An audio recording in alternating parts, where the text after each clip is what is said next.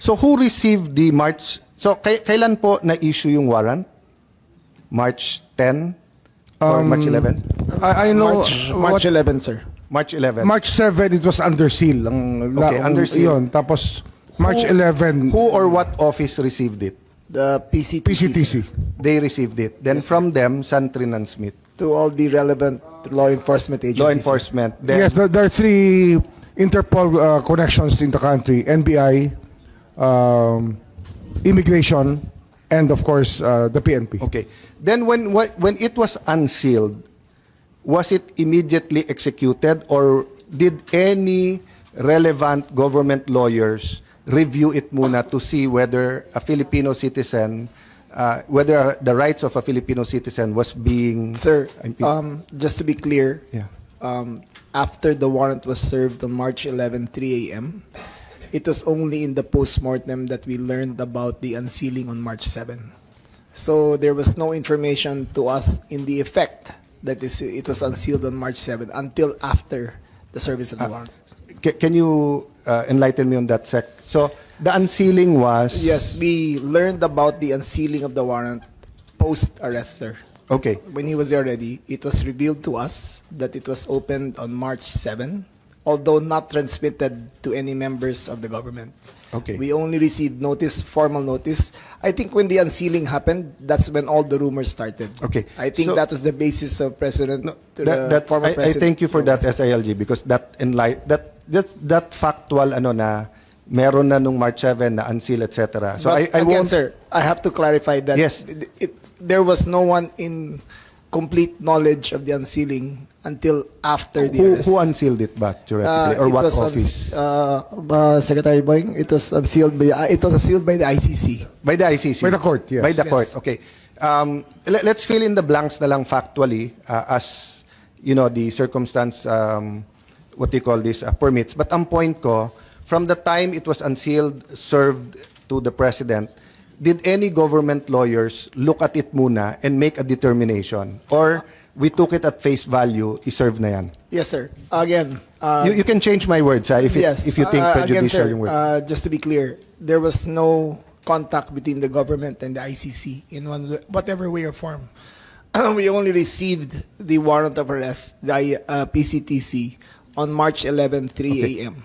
So when the PCTC, PCTC, sir. yeah, okay. When that office received it, ang marching orders or ang SOP or protocol, again if my words are prejudicial, correct me, please. I don't mind. I'm not putting any bias or prejudice. I'm just speaking the way I understand it. Did anyone in the Philippine government or look at it and check it out muna? Or iserve na natin to? Sir, upon receipt of the copy, I talked to the Secretary of Justice. He reviewed it. He assumed that it had a presumption of regularity as informed. And we subsequently informed the President of the existence of the warrant. Okay. You concur with that? Yes, OJ, yeah. yes. Yeah. I reviewed. It was made out to me. This wasn't... I was in Vienna at that Yeah, time. this isn't a trick question. So meaning, if you said no one reviewed, I would have asked, wouldn't it be a better protocol that someone reviewed para even before the accused goes to court? But saying that you reviewed it, I assume that you found it regular, and I won't argue with you there. I mean, I disagree that the warrant rise to the level that ipadala mo na lang siya doon, dapat sa court muna. But you were satisfied, at least in form. Again, I don't want to put words, form, and substance, but you know what I mean. Tinignan mo, and then okay na ano to. Yes, Tinignan mo, or I meant gave the your clearance. office. Your I gave the clearance to serve the warrant. Okay.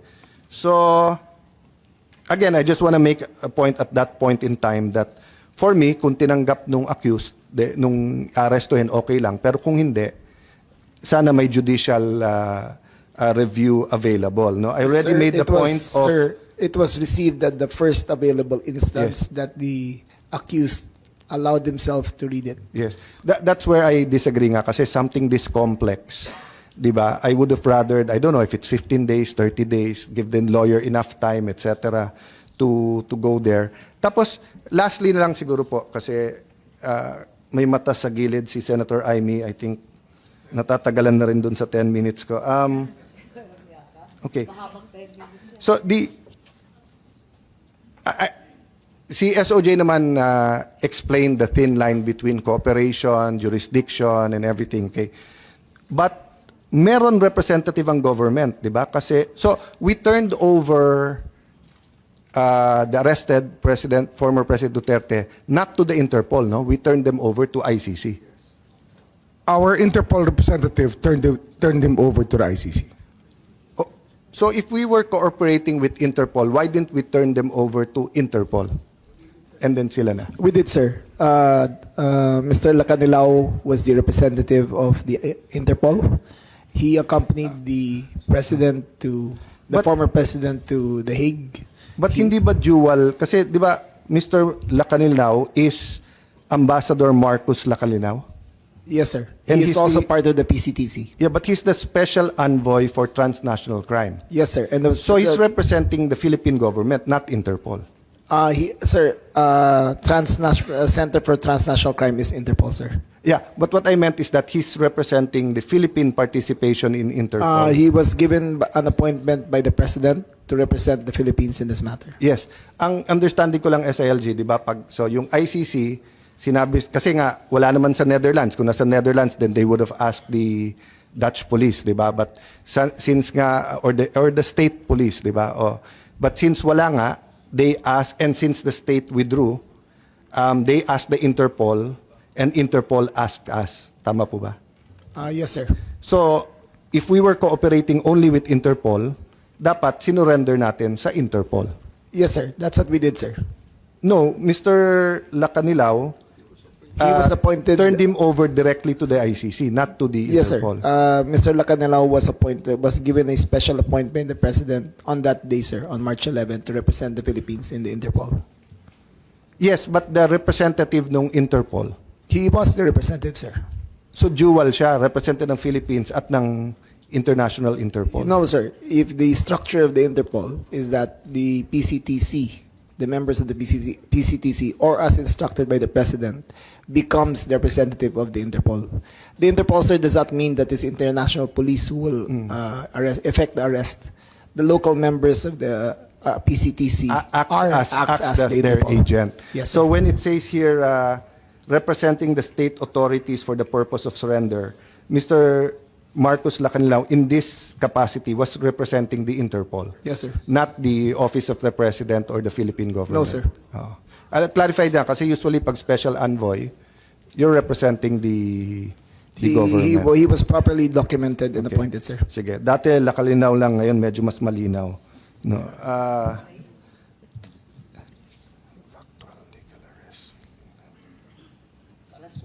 Yes, okay. So, factual lang, agree to disagree on the other issues. Thank you very much, Madam Chair. Thank you to... yeah.